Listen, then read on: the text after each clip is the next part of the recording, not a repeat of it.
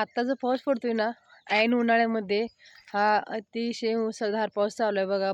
म्हणजे जिकडं-तिकडं पाऊस चालू आहे हा उन्हाळ्यामधला. मी तर याच्या अगोदर हा पाऊस कधीच बघितला नव्हता आणि याच्या पाठीमागे जे आपले आजी-आजोबा आहेत वगैरे, आई-वडील आहेत, यांना विचारलं तर यांनीही कधी मे महिन्यामध्ये एवढा पाऊस बघितला नव्हता. तर हे एक निसर्गाचं संकेत आहे बघा आपल्याला.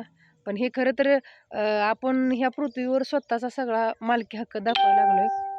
जो की ही निसर्गाची संपत्ती आहे आणि त्याच्यावर आपण स्वतः अधिकार गाजवायला लागलो. त्याच्यामुळे हे आपण विनाशाकडे चाललोय. याला म्हणायला काय हरकत नाही. कारण कधीही काहीही व्हायला लागलंय बघा. पाऊस उन्हाळ्यामध्ये पडतोय, उन्हाळा पावसाळ्यामध्ये पडतोय, थंडी आणि पडते. कोणत्याही गोष्टीचं म्हणजे त्याचं ते व्यवस्थित नेचर राहिलं नाही. कधीही काही व्हायला लागले आणि हे खरं तर हे आपल्या चुकीमुळेच प्रत्येक गोष्टीचं. जी निसर्गाची संपत्ती आहे त्याच्यावर आपण स्वतःचा हक्क गाजवायला लागलोय. त्याचा विनाश करायला लागलो निसर्गिक संपत्तीचा पूर्ण.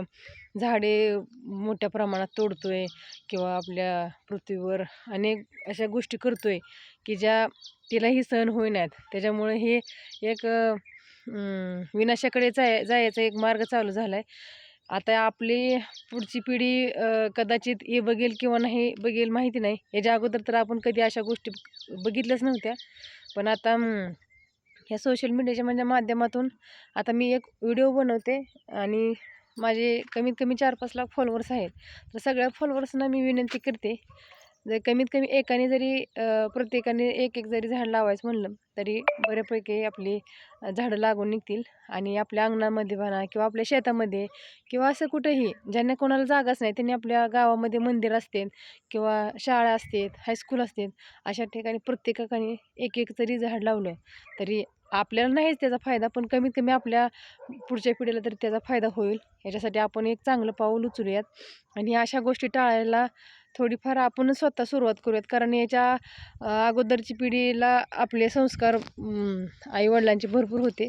त्याच्यामुळे काही सांगायची गरज नव्हती आणि आताच्या इथून पुढच्या पिढीला बऱ्याच गोष्टी भोगाव्या लागणार आहेत, ज्या आपण भोगल्या नव्हत्या. त्याच्यामुळे आपणच एक चांगल्या गोष्टीची सुरुवात करूयात.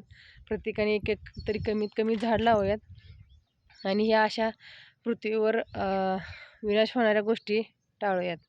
धन्यवाद.